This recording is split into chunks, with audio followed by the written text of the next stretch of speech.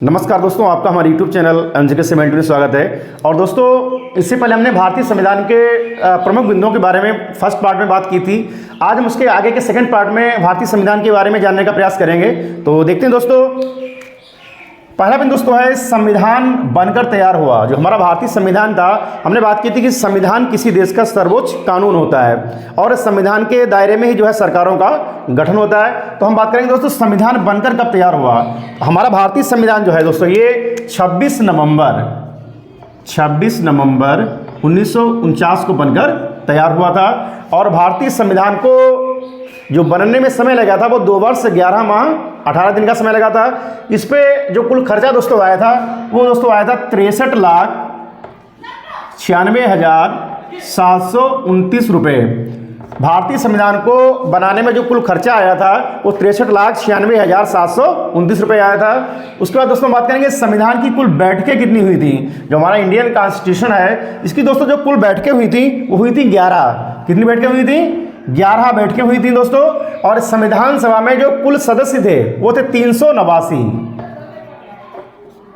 हमारे भारतीय संविधान सभा में जो सदस्यों की संख्या थी वो थी 389। संविधान सभा में कुल महिलाएं कितनी थी? संविधान सभा में महिला सदस्यों की संख्या दोस्तों थी वो थी 15।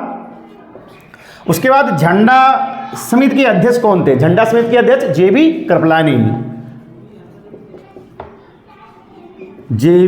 कृपलानी। उसके बाद दोस्तों संसदीय शासन प्रणाली और एकल नागरिकता कहां से ली गई दोस्तों है? तो दोस्तों ये ब्रिटेन से। संसदीय शासन प्रणाली और एकल नागरिकता का जो प्रावधान दोस्तों है ये ब्रिटेन से लिया गया है।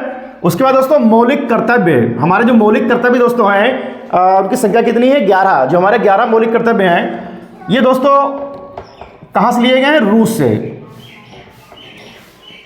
उसका दोस्तों संविधान संशोधन की प्रक्रिया दोस्तों ये दक्षिण अफ्रीका से ली गई है। दक्षिण अफ्रीका से। और आर्टिकल 368 के तहत जो है संशोधन का प्रावधान है। उसका दोस्तों नीति निर्देशक तत्व और आपातकाल, ये दोस्तों आयरलैंड के संविधान से लिए गए हैं।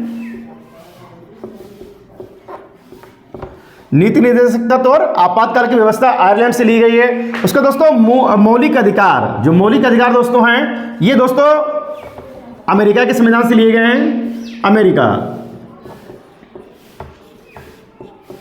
उसका दोस्तों गणतंत्रात्मक शासन व्यवस्था, जो लोकतंत्रात्मक गणतंत्रात्मक शासन व्यवस्था दोस्तों है ये फ्रांस से ली गई है। और फ्रांस की क्रांति जो 1789 में हुई थी लुई 16वां के समय में। और फ्रांस की क्रांति से दोस्तों 3 शब्द लिए गए, स्वतंत्रता, समानता और बंधुत्व। उसका दोस्तों बात करेंगे समाजवाद की। समाजवाद ये सब दोस्तों हमारे भारतीय संविधान में 42वें संविधान संशोधन के द्वारा जो है समाजवाद को जोड़ा गया था 1976 में। और 1976 में ही दोस्तों जो है शिक्षा को संवर्धित सूची में लाया गया था। शिक्षा जो हमारा संवर्धित सूची का विषय है ये 42वें संविधान संशोधन 1976 में जोड़ा गया था। उसका दोस्तों बात करेंगे मिनी संविधान, जो हमारा मिनी कॉन्स्टिट्यूशन है ये किसको कहा जाता है दोस्तों? ये 42वें संविधान संशोधन को 42वें संविधान संशोधन को मिनी कॉन्स्टिट्यूशन कहा जाता है, मिनी संविधान कहा जाता है। उसका दोस्तों बात करेंगे प्रमुख अनुच्छेद की। अनुच्छेद 368, अगर अनुच्छेद आर्टिकल 368 की बात करें दोस्तों तो संसद को संविधान संशोधन की शक्ति प्राप्त है। हमारा जो संसद है इसको संविधान संशोधन की शक्ति प्राप्त है। प्रमुख अनुच्छेदों की बात करें दोस्तों तो पहला है अनुच्छेद 352, जो आर्टिकल 352 है दोस्तों, इसके तहत आपातकाल की घोषणा का प्रावधान है। उसके बाद आर्टिकल 356, इसमें दोस्तों राष्ट्रपति शासन। उसका अनुच्छेद 360, इसमें वित्तीय आपात की घोषणा।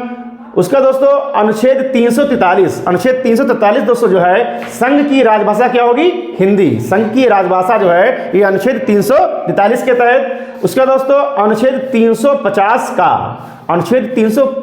का के तहत जो है प्राथमिक स्तर पर मातृभाषा में शिक्षा।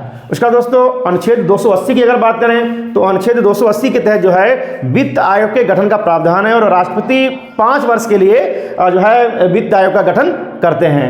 उसका दोस्तों बात करेंगे अनुच्छेद 312, इसमें दोस्तों अखिल भारतीय सेवाएं जो IAS एग्जाम वगैरह दोस्तों हैं, जो अखिल भारतीय सेवाएं, ये अनुच्छेद 312 के तहत आता है। उसका दोस्तों बात करेंगे अनुच्छेद 40, काफ़ी इंपॉर्टेंट है, इसमें ग्राम पंचायतों के गठन का प्रावधान है। अनुच्छेद 40 के तहत जो है ग्राम पंचायतों के गठन का प्रावधान है। उसका दोस्तों अनुच्छेद 52 काफ़ी इंपॉर्टेंट है, अनुच्छेद 52 के तहत जो है भारत का एक राष्ट्रपति होगा।